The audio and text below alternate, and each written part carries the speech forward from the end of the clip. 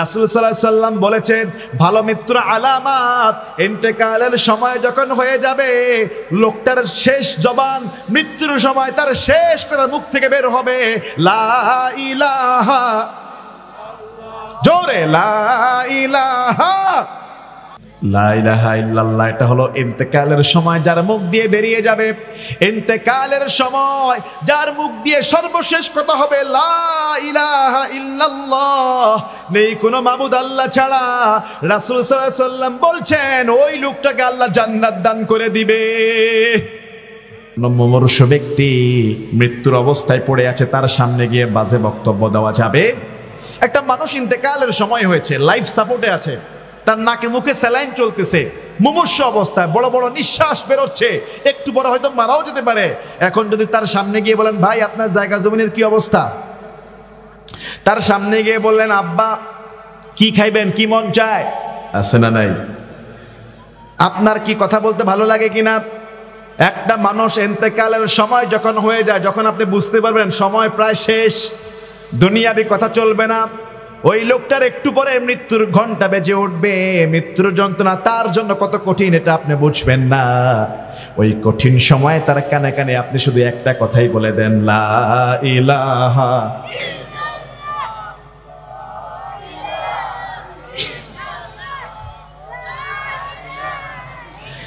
ইন্তেকালের সময় তাকে আপনি মনে করিয়ে দেন লা ইলাহা ইল্লাল্লাহ মুহাম্মাদুর রাসূলুল্লাহ। তার যদি একটু সৌভাগ্য হয়ে যায় বলার, মৃত্যুর সময় আল্লাহ তারে জান্নাত দান করে দিবে। মৃত্যুর ভালো আলামত রাসূল সাল্লাল্লাহু আলাইহি সাল্লাম বলেছেন, একজন মোমেন, একজন ইমানদার যখন ইন্তেকাল করবে তার কপালটা ঘেমে যাবে। আল্লাহু আকবার। কোথায় পাবেন এই তথ্য? এ রাত 1টা বাজে না বসে তো পাইতেন না এসব তথ্য। রাসূল বলেছেন ইন্তেকালের সময় মোমেনের কপাল ঘেমে যাবে। যারা মোমেন ইমানদার কপালে ঘাম নিয়ে মৃত্যুবরণ করবে, দেখবেন বহু মানুষ ইন্তেকালের সময় কপালটা ঘেমে যায়। আমরা মনে করি মনে হয় খুব কষ্ট পাইছে, আসলে তো কষ্ট আছে, কিন্তু তার কষ্টে চেহারা বিশ্রী হবে না, শুধু কপালটা ঘেমে যাবে। ইন্তেকালের পরে চেহারা থেকে নূর আর সুন্দর উজ্জ্বল লাবণ্যময় হয়ে যাবে। বহু মানুষ আছে ইন্তেকালের পরে চেহারাটা সুন্দর হয় কি হয় না? বলেন বলেন, সুন্দর হয় কিনা?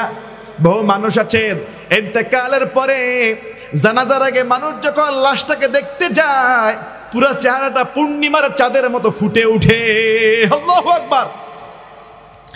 আবার মৃত্যুর ভালো আলামত রাসূল সাল্লাল্লাহু আলাইহি সাল্লাম তিনি বলেন, জুমার দিনে জুমার রাতে, জুমার দিন কি বার? কথা বলে না।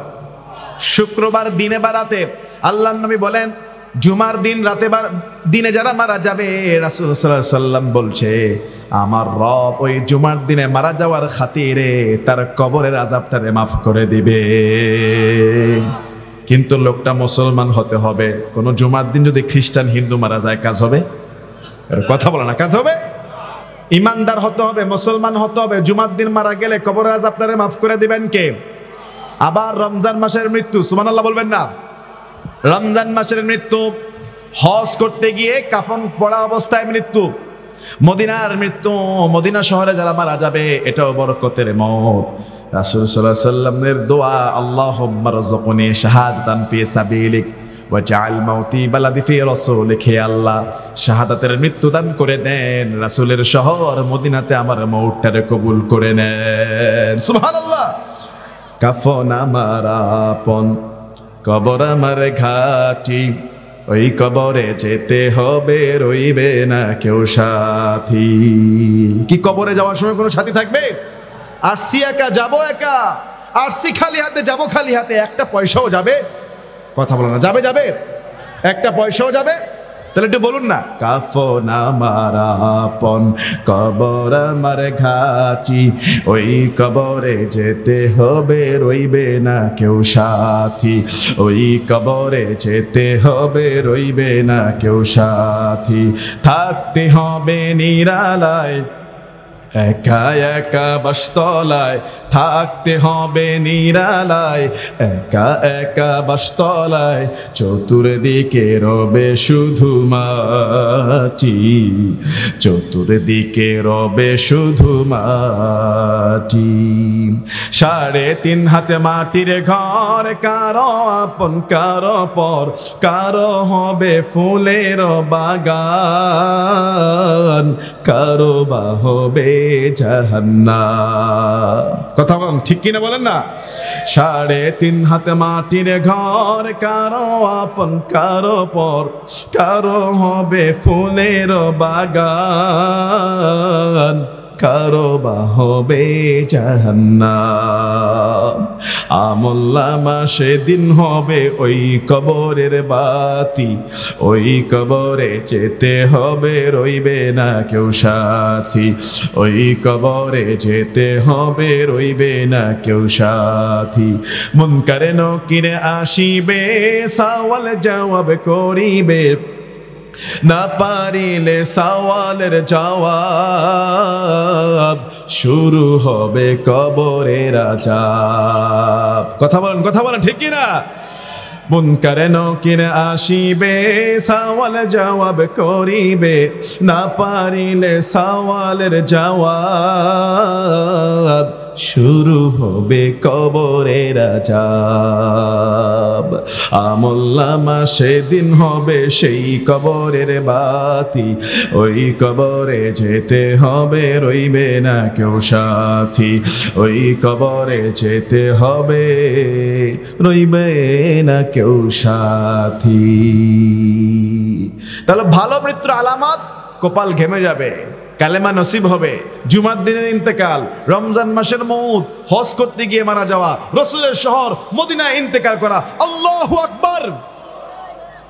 এখন মৃত্যুর যে যন্ত্রণা, সব পেতে সহজ মৃত্যুর যন্ত্রণা যেইটা বলবো, যেই মৃত্যুর মধ্যে সব পেতে কম যন্ত্রণা হবে, আর সব পেতে সেরা মৃত্যু, সবচেয়ে ভালো মৃত্যু রাসূল সাল্লাল্লাহু আলাইহি সাল্লাম বলেছেন, সেটা হলো শাহাদাতের মওত, শহীদের মৃত্যু।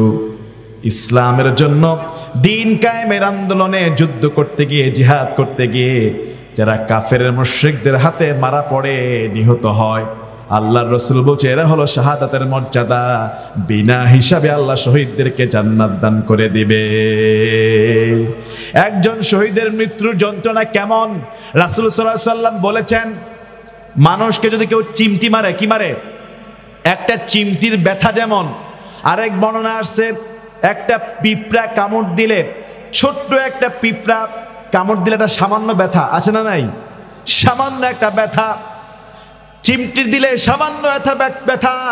আল্লাহ রাসূল সাল্লাল্লাহু আলাইহি সাল্লাম বলেছেন, চিমটি দিলে যেমন ব্যথা লাগে, পিঁপড়া কামড় দিলে যেমন ব্যথা লাগে, আল্লাহর রাস্তায় যারা শহীদ হয়ে যায়, এরকম সামান্য ব্যথা পেয়ে দুনিয়া থেকে তারা বিদায় হয়ে সবুজ পাখির ভিতরে রূহ ঢুকে তারা জান্নাতের মধ্যে উড়াউড়ি শুরু করে দিবে। সুবহানাল্লাহ। শহীদ কাকে বলে? আপনারা জানেন শহীদ কাকে বলে? শহীদ বলা হয় তাকে ইসলাম প্রতিষ্ঠা করতে গিয়ে শত্রুর হাতে নিহত হন যিনি, শহীদ হলেন তিনি। কথা কি বুঝতে পারলাম? রাজনৈতিক দুইটা দল মারামারি করে মারা গেছে, এটার নাম শহীদ না। জায়গা নিয়ে দুইজন মারামারি করে মারা গেছে, এটার নাম শহীদ না। শহীদ হলো ইসলামিক হুকুমত কায়েম করতে গিয়ে, ইসলামের পক্ষে বলতে গিয়ে, ইসলামের কথা বলতে গিয়ে, ইসলামিক মুসলমানদের পক্ষে, মুসলমানদের ভূমিকে রক্ষা করতে গিয়ে, লড়াই করতে গিয়ে যারা মারা যায়। আবার রাসূলুল্লাহ সাল্লাল্লাহু আলাইহি ওয়াসাল্লামের একজন সাহাবী ছিলেন সাদ ইবনে মুআজ। রাসূলের সাহাবী সাদ ইবনে মুআজ যখন ইন্তেকাল করে, তার রূহটা যখন আকাশের দিকে যায়, খুশিতে রব্বুল আলামিন আরশ পর্যন্ত কেঁপে ওঠে। সাদ ইবনে মুআজের ইন্তেকালের সময় আরশ কেঁপে ওঠে, আল্লাহর আরশ। আল্লাহু আকবার। কেন? সাদ ইবনে মুআজ ছিলেন আনসারদের নেতা। এখন বলুন হুজুর, আনসার কারা? মদিনার সাহাবী যারা আনসার তারা, মক্কার সাহাবী যারা মদিনায় হিজরত করেছে মুহাজির তারা। সুবহানাল্লাহ বলে না? মক্কা থেকে মদিনায় হিজরত করেছেন যারা মুহাজির সাহাবী তারা।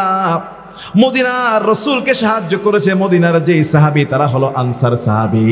এই আনসার সাহাবীদের একজন নেতা ছিলেন, নাম তার সাআদ ইবনে মুআজ। নাম তার কি? সাআদ ইবনে মুআজ। তিনি যখন ইন্তেকাল করলেন আল্লাহর আরশ কেঁপে ওঠে। এই সাআদ ইবনে মুআজ ইন্তেকালের পরে সাহাবারা তার লাশ যখন বহন করে, সাহাবারা বলছে তার লাশ অনেক হালকা হয়ে গিয়েছে। মদিনার মুনাফিক যারা, ইসলামের দুশমন যারা, সাআদকে কটাক্ষ করে তারা কথা বলছে, দেখছো সাআদ কত খারাপ মানুষ ছিল, তার লাশও হালকা হয়ে গেছে। এটা বলেছে মুনাফিকরা। কারা কারা? মুনাফিক কি ভালো জিনিস? যারা সাআদ ইবনে মুআজের লাশটা কাঁধের মধ্যে বহন করেছিলেন তারা বলেছেন সাআদের লাশ এত হালকা আমাদের কাঁধের মধ্যে লাগছেই না, এত হালকা কেন? মুনাফিকরা কথা রটায় দিলেন, এই সাআদের লাশ এমন হালকা, তার জীবনের আমলও ছিল হালকা। অথচ এই সাআদ সেই সাআদ যার ইন্তেকালের সময় আল্লাহর আরশ খুশিতে কেঁপে ওঠে। বলে হুজুর কোন খুশি? সাআদ ইবনে, এই যে সাআদ তার যেই রূহটা, এই রূহটা যখন আকাশের দিকে উঠে আল্লাহর আরশ কেঁপে ওঠে। সাআদ ইবনে মুআজের লাশ হালকা কেন? মুনাফিকরা বাজে মন্তব্য করেছে। রাসূল সাল্লাল্লাহু আলাইহি সাল্লাম এই মন্তব্য শোনার পরও নবীজি বলেছে, আরে মুনাফিকরা বলে আমার সাআদের লাশ হালকা, আমল নাকি হালকা ছিল। তারা তো জানে না সাআদের লাশ হালকা হওয়ার কারণ হলো সাআদের লাশ স্বয়ং ফেরেশতারা বহন করেছে। ফেরেশতারা বহন করার কারণে যেই সাহাবীরা কাঁধে নিয়েছে তাদের কাঁধের মধ্যে তেমন একটা ওজন লাগে, ফেরেশতারা বহন করেছে, এই জন্য তার লাশ হালকা হয়ে গেছে। আল্লাহু আকবার। এজন্য মুআজ্জাজ মুহতারাম শহীদি মৃত্যু, যেই মৃত্যুতে কোনো কষ্ট হয় না, পিঁপড়ার কামড় মতো, আর যেই মৃত্যুর ব্যাপারে রব্বুল আলামিন কোরআনুল কারীমের মধ্যে বলেছেন, ওয়ালা তাকুলু লিমান ইউকতালু ফি সাবিলিল্লাহি আমওয়াত বাল আহইয়াউ ওয়ালাকিন লা তাশউরুন। বলেন আল্লাহু আকবার। আল্লাহ বলছে যারা আল্লাহর রাস্তায় ইন্তেকাল করেছে তোমরা তাদেরকে মৃত বলিও না। ইসলামের পথে মৃত্যুবরণ করে যারা, আল্লাহ বলছে এদেরকে সাধারণ মানুষের মতো মৃত মরা লাশ বলিও না, বরং তারা হলো জীবিত। বাল আহইয়াউ ওয়ালাকিন লা তাশউরুন, তারা হলো জীবিত, তোমরা টের পাও না।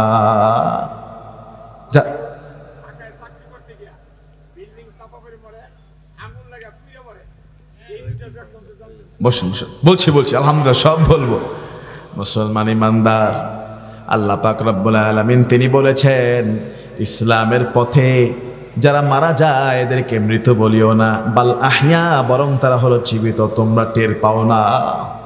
এই ভাই মাত্র একজন প্রশ্ন করলেন, ভালো মৃত্যুর আলামত, শহীদি মর্যাদার আরো কিছু ক্যাটাগরি রয়েছে। রাসূল সাল্লাল্লাহু আলাইহি সাল্লাম বলেছে কেউ যদি পানিতে ডুবে মারা যায় আল্লাহ তাকে শহীদের মর্যাদা দান করে দেবে। আল্লাহু আকবার। অনেকে আছে না সমুদ্রে জাহাজে থাকলে পানিতে ডুবে মারা যায়, যদি কোনো মুসলমান পানিতে ডুবে মারা যায় শহীদের মর্যাদার সওয়াব দান করে দিবেন কে? আবার কোন মুসলমান যদি আগুনে পুড়ে মারা যায় রাসূল বলেছেন তাকেও শহীদের মর্যাদা দান করে দিবে। সুবহানাল্লাহ বলবেন না? শুধু মুসলমান হওয়ার কারণে আগুনে পুড়ে কষ্টে মারা গিয়েছে, বিপদে পড়ে মারা গিয়েছে, আল্লাহ তাকে শহীদের মর্যাদা দান করে দিবে।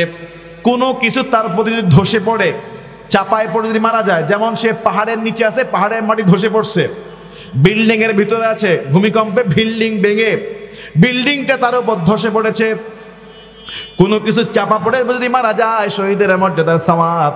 শুধু তাই না, রাসূল বলেছেন প্লেগ রোগে যদি কেউ মারা যায়, পেটের অসুখ মানে ডায়রিয়াতে যদি কেউ মারা যায় তাকেও আল্লাহ শহীদের মর্যাদা দান করে দিবে। রাসূল সাল্লাল্লাহু আলাইহি সাল্লাম বলেছেন নিজের সম্পদকে রক্ষা করতে যদি কেউ মারা যায়, নিজের জীবনকে বাঁচাইতে গিয়ে যদি কেউ মারা যায়, নিজের পরিবারকে বাঁচাইতে গিয়ে যদি কেউ মারা যায় তাকেও রব্বুল আলামিন শাহাদাতের মৌতের মর্যাদা দান করে দিবে। আরেকটা লাস্ট বলে দেই, রাসূল সাল্লাল্লাহু আলাইহি সাল্লাম বলেছেন যেই সমস্ত মা, প্রসূতি মা, গর্ভবতী মা সন্তান জন্ম দিতে গিয়ে কষ্টে দুনিয়া থেকে বিদায় হয়ে যায়, ওই মাকেও রব্বুল আলামিন শাহাদাতের মর্যাদা দান করে দিবে। আসলে এরকম অনেক মা আছে না, সন্তান প্রসব বেদনার যন্ত্রণার সময় মা মারা যায়, সন্তানও মারা যায়, পেটের ভিতরে বাচ্চা রেখে মা মারা যায়, সন্তান জন্ম হওয়ার পরে সন্তান বেঁচে যায়, মা মারা যায়, হয় কি হয় না? সেই মাকেও শাহাদাতের মর্যাদা দান করে দিবেন কে? আর যারা বদকার পাপী, মৃত্যুর সময় কালেমা নসিব হবে না, বদকার পাপী যারা ইন্তেকালের পরে তাদের চেহারাটা আরো বিকট হয়ে যাবে, আরো নষ্ট হয়ে যাবে, ভয়ঙ্কর হয়ে যাবে। আর আমার আপনার বদকার হোক নেককার হোক, মৃত্যুর পরেই আমাদের প্রথম মঞ্জিল বারজাখের জীবন, ওই মঞ্জিলটা হলো কবরের মঞ্জিল, ঠিক কিনা? 3.5 হাত মাটির ঘর, 3.5 হাত 1.5 হাত মাটির ঘর। যিনি রাজা, যিনি বাদশাহ, তার জন্য এই ঘর। যিনি গরিব, তার জন্য এই ঘর। সেই ঘরের নাম হলো কবর। সেই ঘরের নাম কি? বলেন বলেন, কি নাম? কবর। এই কবরে যেতে হবে। এখন বাসায় যাবেন, লাইট ধরাবেন, এখানে আছে লাইট আছে, রাস্তায় হাঁটবেন, টর্চ লাইট আছে। আপনি চিন্তা করেন, গতকালকেও যাকে কবর দেওয়া হয়েছে, আজকের রাতটা অন্ধকার রাত হয়ে গিয়েছে, যদি তার কবরে আমলনামা না থাকে, যদি কবরে যাওয়ার সময় নামাজ নিয়ে না যায়, যদি কবরে যাওয়ার সময় কোরআন তেলাওয়াত না থাকে, নামাজ না থাকে, সদকা না থাকে, দান না থাকে, গতকালকেও যেই লোকটা ঘরের আলোতে, দিনের সূর্যের আলোতে ছিল, আজকে দিনের বেলা কবর হয়েছে, আজকে তার প্রথম কবরের রাত, অন্ধকার রাত। ঠিক না? ঠিক। কষ্ট হচ্ছে আপনাদের? খারাপ লাগতেছে? আর 5 মিনিট 10 মিনিট থাকা যাবে না ইনশাল্লাহ। জামে তিরমিজির হাদিস, মাওলা উসমান রাদিয়াল্লাহু তাআলা আনহু قال, উসমান গনি রাদিয়াল্লাহু তাআলা আনহুর মুক্ত দাস, তার একজন দাস ছিল, তাকে মুক্ত করে দিয়েছে। উসমান গনি রাদিয়াল্লাহু আনহুর দাস, তিনি বর্ণনা করেন, কানা উসমান ইযা ওয়াকাফা আলা কবরিন, উসমান গনি রাদিয়াল্লাহু তাআলা আনহু যখন কবরের কাছে যেতেন, বাকা, তিনি কেঁদে ফেলতেন, হাত্তা ইয়াবুল্লা লিহয়াতাহু, কাঁদতে কাঁদতে ওসমান গনি রাদিয়াল্লাহু আনহু তার দাড়ি মোবারক ভিজায় ফেলতেন। রাসূলুল্লাহ একজন সাহাবীর নাম ওসমান গনি রাদিয়াল্লাহু আনহু, নাম শুনছেন? ওসমান রাদিয়াল্লাহু নাম শুনছেন? তিনি যখন কবরের সামনে যেতেন, রাসূলুল্লাহ সাহাবী, ধনী সাহাবী, তিনি যখন কবরের সামনে যেতেন কেঁদে ফেলতেন, কেঁদে ফেলতেন, আর হুঁশ থাকতো না। আল্লাহ রাসূল সাল্লাল্লাহু আলাইহি ওয়াসাল্লামের এই সাহাবী যখন কবরের সামনে যেতেন, বাকা, 2 চোখ দিয়ে গড় গড় করে পানি পড়তো, হাত্তা ইয়াবুল্লা লিহয়াতাহু, কানতে কানতে তার দাড়ি মোবারক গুলো ভিজে যেত। ফাকিল লাহু তুযকারুল জান্নাহ, ওসমান গনি রাদিয়াল্লাহু আনহুকে জিজ্ঞাসা করা হলো, হে ওসমান, আপনার সামনে যখন জান্নাতের কথা বলা হয়, ওয়ান্নারু জাহান্নামের কথা বলা হয়, ফালা তাবকি ওয়া তাবকি মিন হাযা, তখন তো আপনি এত কান্না করেন না। আপনার সামনে জান্নাতের ওয়াজ করা হলে কাঁদেন না, জাহান্নামের ওয়াজ করা হলে এত কান্না করেন না, কিন্তু কবর দেখলে কেন এত কান্না করেন? নিজেকে ঠিক রাখতে পারেন না, কারণটা কি? ওসমান গনি রাদিয়াল্লাহু আনহু জবাব দিলেন, ফাকালা ইন্নী রাসূলুল্লাহ, পড়েন সাল্লাল্লাহু আলাইহি ওয়াসাল্লাম। ওসমান গনি রাদিয়াল্লাহু আনহু তিনি বলেন, আমি কবর দেখলে নিজেকে ঠিক রাখতে পারি না, এই জন্য রাসূলকে আমি বলতে শুনেছি, তিনি বলেছেন, ইন্নাল কবরা আউয়ালু মানাজিলিল আখিরাহ, কবর হলো পরকালের আখিরাতের প্রথম মঞ্জিল।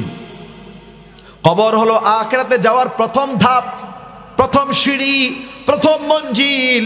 রাসূল বলেছেন, ফাইন নাজা মিনহু ফামা বা'দাহু আইসারু মিনহু, রাসূল বলেছেন কবরের প্রথম মঞ্জিল যার জন্য সহজ হয়ে যাবে, তার পরবর্তী সব ধাপগুলো সহজ করে দিবেন কে? রাসূল বলেছেন, ওয়া ইল্লাম ইয়ানজু মিনহু ফামা বা'দাহু আশাদ্দু মিনহু, রাসূল সাল্লাল্লাহু আলাইহি ওয়াসাল্লাম বলেছেন কবরের প্রথম মঞ্জিল যার জন্য কঠিন হয়ে যাবে, শক্ত হয়ে যাবে, পরবর্তী সব ধাপ তার জন্য কঠিন হয়ে যাবে। ক্বাল ওসমান রাদিয়াল্লাহু আনহু আরো বলেন, ওয়া ক্বালা রাসূলুল্লাহ সাল্লাল্লাহু আলাইহি ওয়াসাল্লাম, রাসূল সাল্লাল্লাহু আলাইহি ওয়াসাল্লাম আরো বলেছেন, মা রাআইতু মানজারান ক্বাত্তু ইল্লা ওয়াল কবরু আফযাউ মিনহু, আল্লাহর রাসূলকে বলতে শুনেছি কবরের মতো ভয়াবহ দৃশ্য তিনি আর দেখেন না। কবরের দৃশ্য অনেক ভয়ঙ্কর, কবরের দৃশ্য অনেক মারাত্মক ভয়ঙ্কর, এই জন্য কবর দেখলে আমি নিজেকে ঠিক রাখতে পারি না। আল্লাহ পাক রব্বুল আলামিন কোরআনুল কারীমের সূরা মুমিনুনের 18 নম্বর পারায় বলছেন, ومن ورائهم برزخ إلى يوم يبعثون فإذا نفخ في الصور الله أكبر রব্বুল আলামিন বলেন কিয়ামত পর্যন্ত ওয়ামিন ওয়ারাইহিম বারযাখুন ইলা ইয়াউমি ইউবআসুন পুনরুত্থান দিবস কিয়ামতের দিবসের আগ পর্যন্ত তোমাদের সামনে একটা জীবন আছে, সেটা হলো বারজাখের জিন্দেগি, কবরের জিন্দেগি। এমন একটা মানুষ নাই যে কবরে যাব না, এমন কোন প্রাণী নাই মৃত্যুবরণ করব না। আল্লাহ পাক রব্বুল আলামিনের যত সৃষ্টি আছে, যত প্রাণ আছে, যত প্রাণী আছে, সবাইকে একদিন মৃত্যুর শরবত পান করতে হবে, কোনো সন্দেহ নাই। রব্বুল আলামিন কোরআনুল কারীমের মধ্যে একবার না, দুইবার না, একই কথা তিনবার বলেছেন। আল্লাহ বলছেন কুল্লু নাফসিন যায়িকাতুল মাউত। জানেন না আয়াত? মনে হয় এই আয়াতটা কোরআনে আল্লাহ যদি একবার বলতেন আমাদের কোনো অবিশ্বাস হতো না, বিশ্বাস সবাই করতেন, ঠিক না ঠিক? কিন্তু আল্লাহ পাক রব্বুল আলামিন এই আয়াতটা একবার না, দুইবার না, তিনবার বললেন। আমার সাথে বলেন কুল্লু নাফসিন, যারা পারেন তারা বলেন কুল্লু নাফসিন যায়িকাতুল মাউত। আল্লাহ বলছে যত প্রাণী আছে, যত প্রাণ আছে, যত সৃষ্টি জীব আছে, প্রত্যেকটা প্রাণী হলো মরণশীল। প্রত্যেকটা প্রাণী মরণশীল, সবার মরণ হবে, এতে কোনো সন্দেহ। আর মরণের যেই যন্ত্রণা, যে মারা যায়, যার সময় হয়, সেই জানে কত কষ্ট। ওয়াজাআত সাকরাতুল মাউত বিল হাক্কি যালিকা মা কুনতা মিনহু তাহিদ। কার কথা? সূরা কফ 26 নম্বর পারার 18 নম্বর পৃষ্ঠায় আল্লাহ বলছেন ওয়াজাআত সাকরাতুল মাউত বিল হক, মৃত্যুর যন্ত্রণা সত্য, এটা আসবে, আজ হোক কাল হোক মৃত্যুর যন্ত্রণা আসবে। যালিকা মা কুনতা মিনহু তাহিদ, যে মৃত্যু থেকে তুমি পালাতে চাইতা, এই মৃত্যু থেকে পালাতে পারবা না। কখন কার ডাক চলে আসবে আমরা কেউ কখনোই বলতে পারবো। এই মাহফিল শেষ করে বাসা পর্যন্ত যাব কোনো গ্যারান্টি নাই। আগামীকাল পর্যন্ত আমি আপনি বেঁচে থাকবো কোনো গ্যারান্টি নাই। আর রমজান তো অনেক দূরের বিষয়ে, কথা বলেন ঠিক কিনা? রাসূল সাল্লাল্লাহু আলাইহি ওয়াসাল্লাম দোয়া করতেন রমজানের আগে, আল্লাহুম্মা বারিক লানা ফি রজব ওয়া শাবান ওয়া বাল্লিগনা রমাদান। হে আল্লাহ, রজব শাবানের বরকত দেন, রমজান পর্যন্ত হায়াত পৌঁছায়া দেন। কেননা রমজান মাসে মৃত্যুবরণ করা সৌভাগ্যের লক্ষণ। রমজান মাসে মারা গেলে কবরের আযাবটারে মাফ করে দিবে কে? রজব শাবানের বরকতে দাও, রমজান মাসে গুনাহ ছড়াও। রজবে শাবানের বরকতে দাও, রমজান মাসে গুনাহ ছড়াও। সপ্তাহে জুড়ে তুমি বরকতে দাও, জুমার দিনে তুমি গুনাহ ঝরাও। রজবে শাবানের বরকতে দাও, রমজান মাসে গুনাহ ছড়াও। বলুন আমিন। ও আল্লাহ, রজবের বরকত দেন, শাবানের বরকত দেন, রমজানের মতো বরকত মাস, বরকতময় মাসের হায়াত আল্লাহ আপনি আমাদেরকে দান করে দেন। আল্লাহু আকবার। রজবের বরকত দেন, শাবান মাসের বরকত দেন, আমাদের হায়াতটুকু রমজান পর্যন্ত কবুল করে নেন। রমজান মাস হলো ক্ষমার মাস, রমজান মাস হলো বরকতের মাস, রমজান মাস হলো নাজাতের মাস। আমরা মুসলমান, কিন্তু রমজান পর্যন্ত যে হায়াত পাবো কোনো গ্যারান্টি আছে? আল্লাহ পাক রব্বুল আলামিন বলছে আইনা মা তাকুনু ইউদরিকুমুল মাউত ওয়ালাউ কুনতুম ফি বুরুজিম মুশাইয়াদা। তুমি যদি লোহার দুর্গের মধ্যে ঢুকো, পালাবা কোথায়? মৃত্যু থেকে বাঁচতে পারবা না। কুল ইন্নাল মাউতাল্লাযী তাফিররুনা মিন, আল্লাহ বলছেন তোমরা যারা মৃত্যু থেকে পালাতে চাও, তাফিররুনা মিনহু ফাইন্নাহু মুলাকিকুম, মৃত্যু থেকে পালাতে পারবা না। কিসের রাজা, কিসের বাদশা, কিসের ধনী, কিসের গরিব, কিসের সুন্দর, কিসের কালো, কিসের বেটে, কিসের লম্বা, যেই হোক না কেন, কোন দেশের নাগরিক তুমি হবা না কেন, কুল ইন্নাল মাউতাল্লাযী তাফিররুনা মিন, যেই মৃত্যু থেকে তুমি আমি পালাতে চাও, আল্লাহ বলছে পালাতে পারবা না। কোথায় যাবা? ফাইন্নাহু মুলাকিকুম, এই মৃত্যু তোমার সঙ্গে মোলাকাত করেই ছাড়বে। এজন্য সুন্দর একটা মৃত্যুর দরকার আছে না নাই? কথা বলুন, আছে না নাই? আরে শেরপুরের মানুষ, ময়মনসিংহের মানুষ, এরপরে হলো নেত্রকোনার মানুষ কথা বলতে চায় না। কিন্তু এইটা যদি হয়তো কুমিল্লা, নোয়াখালী, লক্ষ্মীপুর, চিটাগং, কক্সবাজার, চাঁদপুর লাভ দিয়ে উঠতো। আল্লাহু আকবার। কথা বলতে হবে, একটু কথা বলতে হবে, নাহলে কি বুঝবো যে আমি কি গোরস্থানে ওয়াজ করতেছি নাকি মানুষের সামনে ওয়াজ করতেছি? কারণ আওয়াজ নাই কবরস্থানে, আওয়াজ নাই কোথায়? বুঝছি হুজুর, রাত বাজে 12টা কত এখন বাজে রাত হলো 12টা, সোয়া 12টা বাজে। আমি ওয়াজ শুরু করছি 12টা বাজার 10 মিনিট আগে মনে হয়। এই হলো মানে এটা হলো গভীর রাত চলে আসলে একটু ঘুমের ঝিমুনি চলে আসে, ব্রেনটা দুর্বল হয়ে যায়। তবে আমি বেশিক্ষণ কষ্ট দিব না আপনাদেরকে, বেশিক্ষণ কষ্ট দিব না। মৃত্যু থেকে আমরা কেউ পালাতে পারবো না। পারবো? মৃত্যু আপনার হবে, আমার হবে, একদিন হয়ে যাবে। আর যন্ত্রণা কেমন? যন্ত্রণার কথা কোরআনে বলেছেন কে? ওয়াজাআত সাকরাতুল মাউতি বিল হক। মৃত্যুর যন্ত্রণা সত্য। কার কথা? মৃত্যুর যন্ত্রণা সত্য। কত সত্য! সাইয়েদানা মুসা আলাইহিস সালাম যখন ইন্তেকাল করলেন, আল্লাহ মুসা আলাইহিস সালামকে জিজ্ঞাসা করলেন, মুসা, মৃত্যুর ব্যথা কেমন লেগেছে? মুসা আলাইহিস সালাম বললেন, আল্লাহ, অনেক কষ্ট মৃত্যু। আমার কাছে এমন লেগেছে যেন গরম কড়াইয়ের মধ্যে একটা জীবন্ত চড়ুই পাখি ছেড়ে দেওয়া হয়েছে। গরম কড়াইয়ের যে তেল টকবক করে, জীবন্ত চড়ুই পাখি ছেড়ে দেওয়া হয়েছে। আর সেই চড়ুই পাখি গরম কড়াইয়ের মধ্যে মরেও না, উড়েও যায় না, এমন কষ্ট আমার লেগেছে। আরেক বর্ণনা আসছে, মুসা আলাইহিস সালাম বলেছে, আল্লাহ, মৃত্যুর যন্ত্রণা এত কষ্ট পেয়েছি যেন জীবন্ত ভেড়ার গায়ের থেকে চামড়া ছিলা হচ্ছে। কত কষ্ট মৃত্যুর যন্ত্রণা! নবীদের যদি এই অবস্থা হয়, আমার আপনার কি অবস্থা হবে? সাইয়েদনা ইব্রাহিম আলাইহিস সালাতু ওয়াস সালামকে জিজ্ঞাসা করা হলো, ইব্রাহিম, তোমার কেমন লেগেছে? আল্লাহ জিজ্ঞাসা করলেন, পয়গম্বর ইব্রাহিম, মৃত্যুর যন্ত্রণা তোমার কাছে কেমন লেগেছে? ইব্রাহিম আলাইহিস সালাতু ওয়াস সালাম বললেন, আল্লাহ, অনেক কষ্ট, অনেক কষ্ট। ভিজা যেই তুলা, তার উপরে গরম কম্বল ছেড়ে দিয়ে কম্বল টান দিলে তুলাগুলো যেমন ছিঁড়ে বিড়ে চলে আসে, আল্লাহ, আমার তেমন কষ্ট লেগেছে। আল্লাহ বলছে, ইব্রাহিম, এটা কোনো কষ্টই না, তোমার প্রতি রহম করা হয়েছিল। সাইয়েদনা মুসা আলাইহিস সালামের এত কষ্ট, ইব্রাহিম আলাইহিস সালাতু ওয়াস সালামের এত কষ্ট হয়েছে, আর আমরা তো সাধারণ মানুষ, না জানি আমাদের কত কষ্ট হবে। কিন্তু ঈমান থাকলে হেফাজত করে দিবেন কে?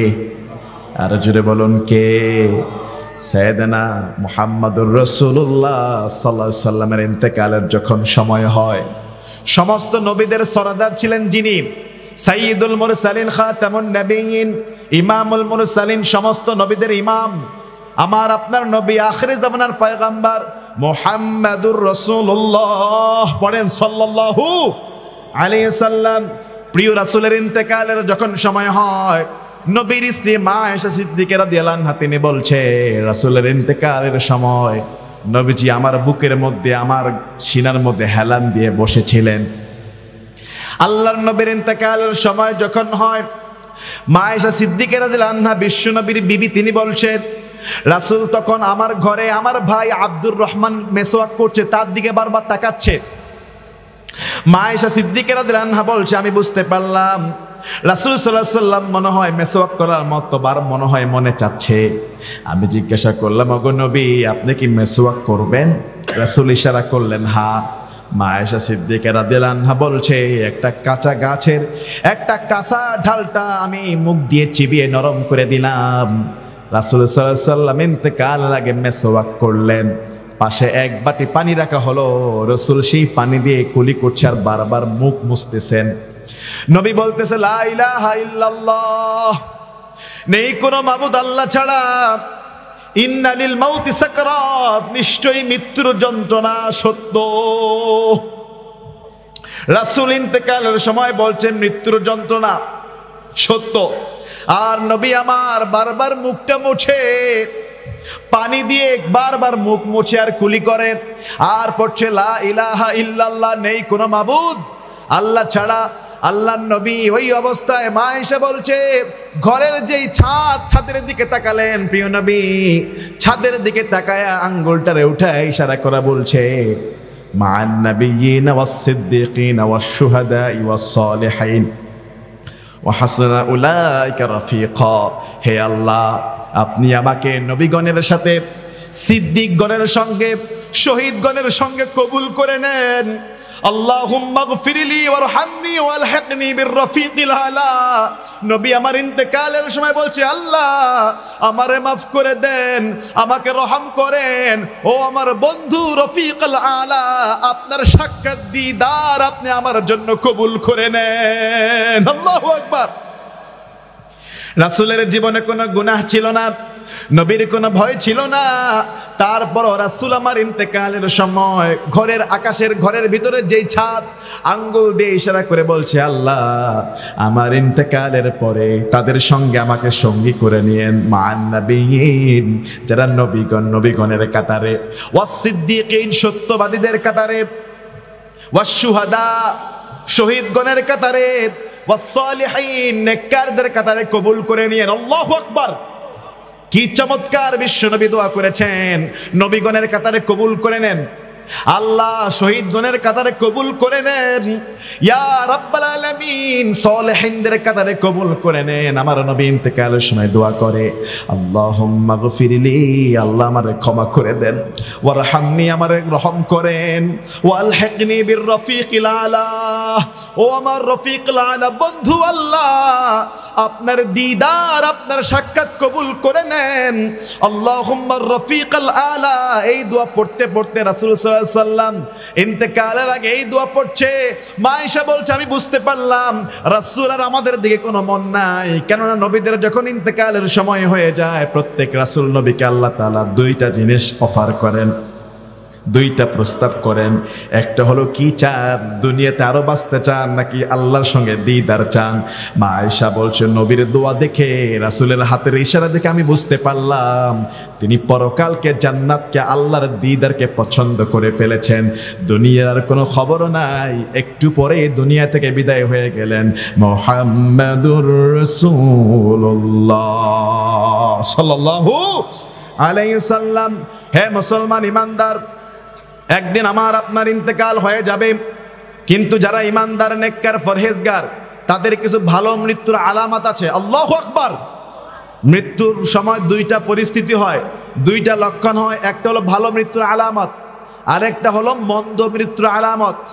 যারা নেককার, ফরহেজগার, ইমানদার, ইন্তেকালের সময় তাদের মধ্যে ভালো ভালো আলামত প্রকাশ পাবে, সুবহানাল্লাহ বলবেন না? আর যারা গুনাহগার, তাদের ইন্তেকাল হবে কঠিন, তাদের ইন্তেকালের আলামত হবে কঠিন আলামত।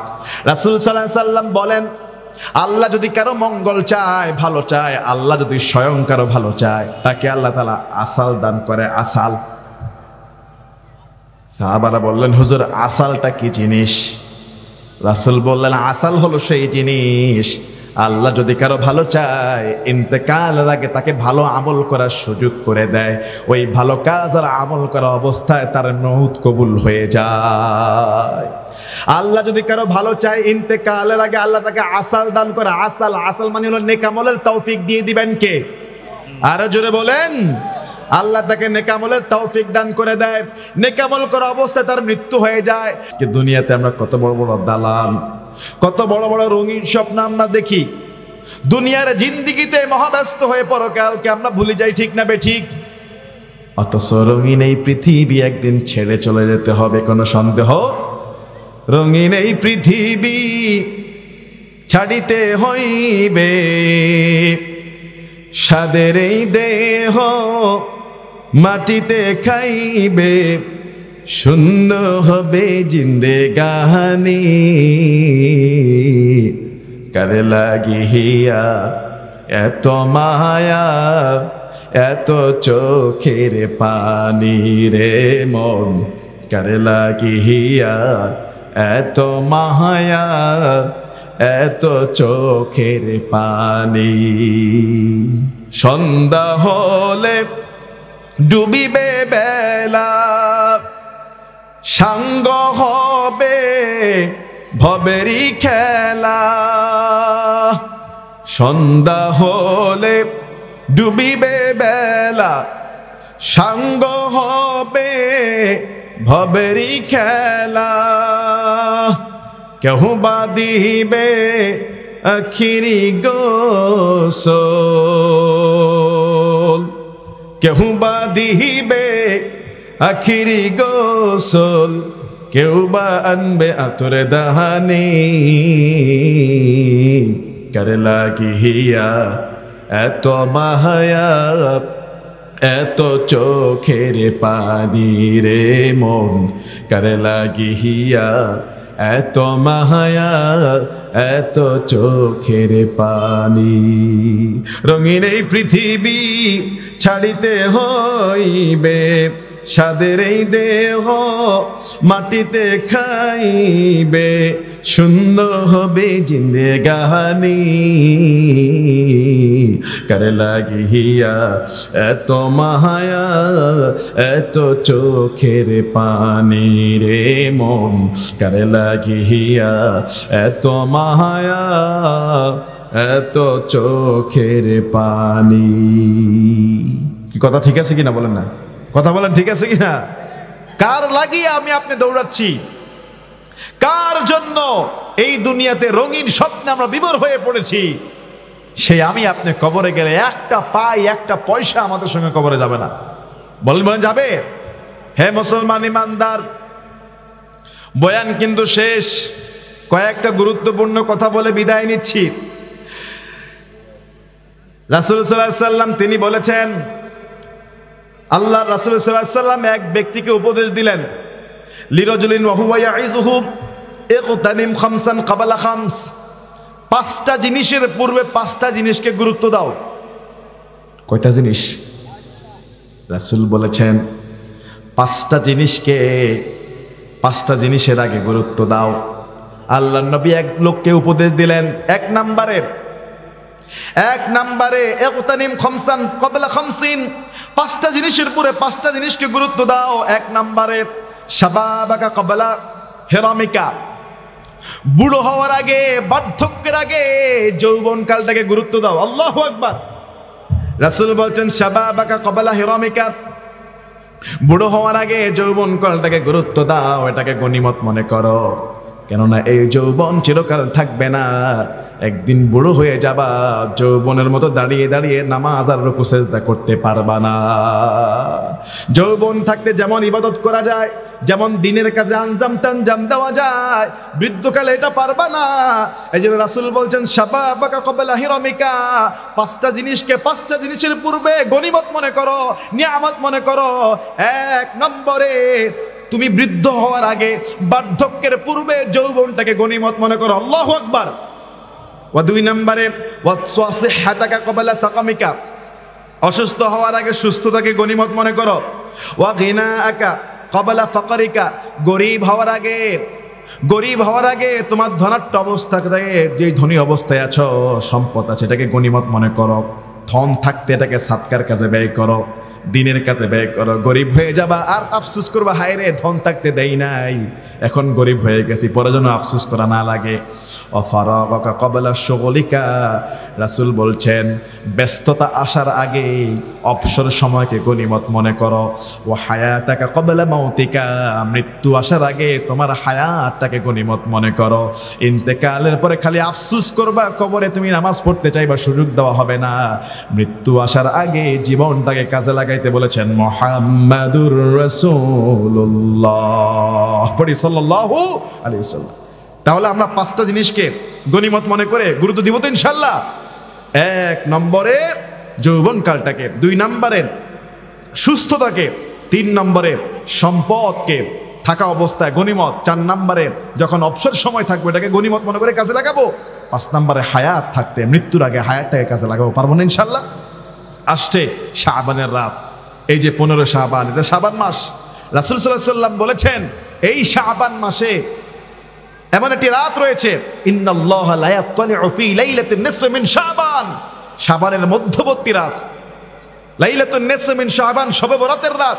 আল্লাহ তাআলা তার বান্দা বান্দির দিকে মনোযোগী হন, ফায়াগফিরু লিজামিই খালকিহি, সব মাখলুককে আল্লাহ মাফ করে দেয়, ইল্লা লিমুশরিকিনা ওয়া মুশাহিদিন, মুশরিক আর হিংসুক ছাড়া যত সৃষ্টি আছে আল্লাহ সবাইকে মাফ করে দেয়। সুবহানাল্লাহ বলবেন না? তাহলে আমরা এই মধ্যবর্তী শাবানের রাতকে কাজে লাগাই। ইন্নাল্লাহা লা ইয়াত্তালিউ ফি লাইলাতিন নিসফি মিন শাবান, শাবানের রাতে আল্লাহ তাআলা সব মাখলুকের দিকে মনোযোগী হন, আত্মনিবেশ করেন। ফায়াগফিরু লিজামিই খালকি ইল্লা লিমুশরিকিন ওয়া মুশাহিনিন, হিংসুক আর মুশরিক ছাড়া আল্লাহ সবাইকে মাফ করে দেয়। সুবহানাল্লাহ বলেন। আর আমরা এই রাতে করি কি? কেউ হালুয়া রুটি খায়, কেউ আতশবাজি ফুটায়, কেউ ইবাদত বন্দি করে না। কথা বলেন ঠিক কি না? আল্লাহর কাছে মাফ চাইবেন, ক্ষমা চাইবেন, আল্লাহ তাআলা যেন আমাদের সবাইকে ক্ষমা করে দেয়, আল্লাহ যেন আমাদেরকে রমজান পর্যন্ত হায়াত দান করে দেয়। জোরে বলুন না আমিন। একেবারে শেষ পর্যায়ে চলে আসছি আমরা। অনেক মা বোনরা উপস্থিত রয়েছে, যদিও পুরুষ প্যান্ডেলে লোক অনেকটা কমে গিয়েছে, কিন্তু মা বোনদের প্যান্ডেলে কিন্তু অনেক মা বোনরা বসে আসছে। আলহামদুলিল্লাহ বলেন। আপনারা থাকেন আর না থাকেন, মা বোনদের জন্য হলো এই বয়ানটা সার্থক থাকবে। কথা বলেন আমার সম্মানিত মা বোনেরা এবং আপনারা।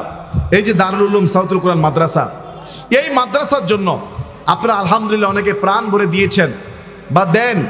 এই শেষ সময়ে যেই কয়জন আছেন দারুল উলুম সাউতুল কোরআন মাদ্রাসার জন্য কেউ আছেন কিনা একটু 500, 1000, 2000, 100, 200 করে সাদকা করবেন এবং হুজুর জমা করে দিয়েছেন। আপনারা অল্প কয়েকজন মা বোনরা আছেন যারা দায়িত্বে আছেন, আপনারা দেখেন আমার কোনো ভাই আছেন কিনা, কোনো বোন আছেন কিনা 1,000 টাকা বা 2,000 টাকা বা 3,000 টাকা বা 5,000 টাকা, 1,000 টাকা মাশাআল্লাহ এক ভাই নিয়ে আসছে। কত ভাই? মাশাআল্লাহ এক ভাই 200 টাকা নিয়ে আসছে। আলহামদুলিল্লাহ, আল্লাহ কবুল করুন। আমার এক ভাই 200 টাকা দিয়েছে, আল্লাহ তুমি দানটা কবুল করো, আল্লাহ রিজিক আমাদের বরকত বাড়ায় দাও, আল্লাহ নেক খেলতে আসবে। মাশাআল্লাহ ভাই কত মা